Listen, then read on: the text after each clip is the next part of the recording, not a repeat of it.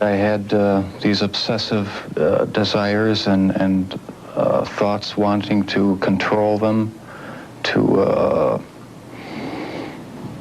I don't know how to put it, possess them permanently. And that's why you killed them? Right, right. Not because I was angry with them, not because I hated them, but because I wanted to keep them with me. And as my obsession grew,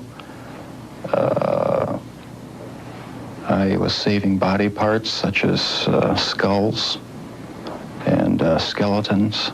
It's a process. It doesn't happen overnight. When you depersonalize another person and view them as just an object for pleasure instead of a living, breathing human being, it seems to make it easier to do things you shouldn't do. You do sound, though, like the kind of person who could have said to himself, "This is wrong, I must stop." I always knew that it was wrong, but after the first killing was not planned. I was coming back from the shopping mall back in '78. I had fantasies about picking up a hitchhiker and taking him back to the house and having complete control and dominance over him. What happened to you in the 9 years in between that you were able to stop, that you were able to control yourself? There just wasn't an opportunity to fully express what I wanted to do. There was just not the physical opportunity to do it then. And I started, when I moved to Milwaukee in '81, I started reading pornography, going to the bookstores. Eventually that led to frequenting the gay bars. And then one time I brought this young man back to the hotel room, the Ambassador Hotel. Was just planning on drugging him and spending the night with him. I had no intention of hurting him. When I woke up in the morning, he had a broken rib here. I was heavily bruised. Apparently I had beaten him to death with my fists.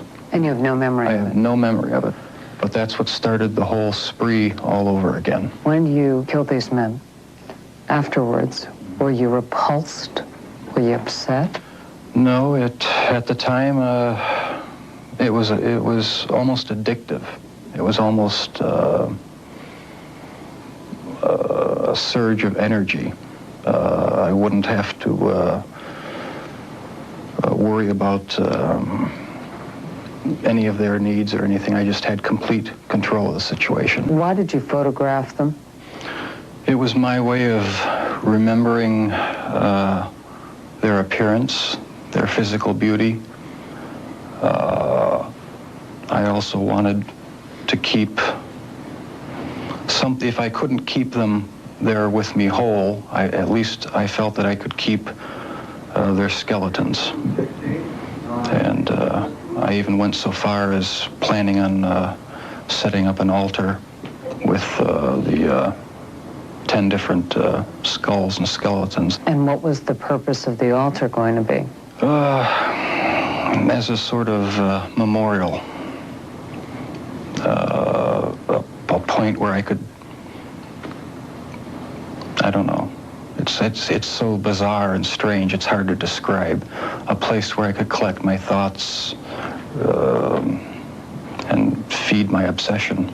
When the bodies were still in your apartment, there was no time when you would see them and say, "This is grotesque. What have I done?" There were times, but the compulsive obsession with doing what I was doing overpowered any feelings of revulsion. Before you went out to pick up a man, was there any kind of ritual you went through? I'd go to the nightclubs, drink, watch the striptease shows, And if I didn't meet anyone at the bars, I'd go to the bath clubs and meet someone there, offer them money, and we'd go back to the apartment, have a few drinks. I'd have the sleeping pill mixture already prepared.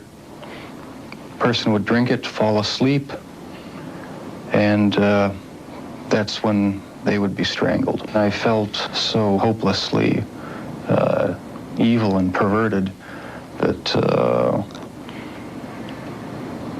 I actually derived a sort of pleasure from watching that tape. Did you like feeling evil? No, I didn't, but I had tried to overcome the thoughts, and it worked for a while, but eventually I gave in. Do you still feel those same urges? Do you still feel that compulsion, that obsession? I wish I could say that it just left completely, but no, there are times when I still do have the old compulsions. I started having these obsessive thoughts when I was about 15 and 16, and they got worse and worse. What were your fantasies about? They were sexual fantasies of control, power, complete dominance. They became reality. Was there pleasure in that fantasy? There was excitement, fear, pleasure, all mixed together. I was branching out. That's when the cannibalism started, eating of the heart and the arm muscle. It was a way of making me feel that they were a part of me. At first it was just curiosity, and then it became compulsive. Then I tried to keep the person alive by inducing a zombie-like state.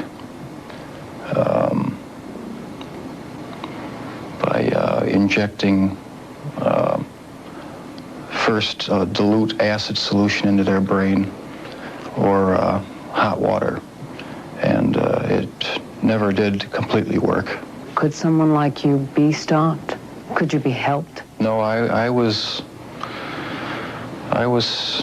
dead set on going with this compulsion. It was the only thing that gave me any satisfaction. I kept the mummified head and skull of one of the victims in a carrying case in my locker at work. Were you almost flaunting it? Yes, but that's how strong the compulsion was. That's how bizarre the desire was. I wanted to keep something of the person with me. Do you know what started it? Was there any kind of incident that you can remember? To this day, I don't know what started it. And the person to blame is sitting right across from you. That's the only person. Not parents, not society, not pornography. I mean, those are just excuses. What was the turning point for you that made you suddenly realize that you had done something terribly wrong, something you should be sorry for? It was the night of the arrest. I have no memory of what happened during the 6 hours before the last victim ran out of the apartment. I heard a knock on the door, and the police were there with the last victim. They asked me where the key was to the handcuffs. My mind was in a haze. I sort of pointed to the bedroom, and that's where they found the pictures. And they yelled, "Cuff him." And I was handcuffed, and it was just the realization that there was no point in trying to hide my actions anymore. The best route was to help the police identify all the victims and just make a complete confession. 10 of your 17 victims were black. Were they racially motivated? It was crimes? not racially motivated. It was not sexual preference. It was just to find an obsession with the best-looking young man I could find. Never understood it. There was no use trying to fight it because I couldn't rid myself of it. It was too powerful and persistent. Do you dislike it? Yes, it's caused a lot of problems for me. A lot of conflicts and unanswered questions. The conflicts remain with him, and so do his compulsions. But in prison, he finally cannot act on his savage desires. If you were out on the street now, would you still be committing the crimes? Probably. If this hadn't happened, there's no doubt I probably would be. I can't think of anything that would have stopped me.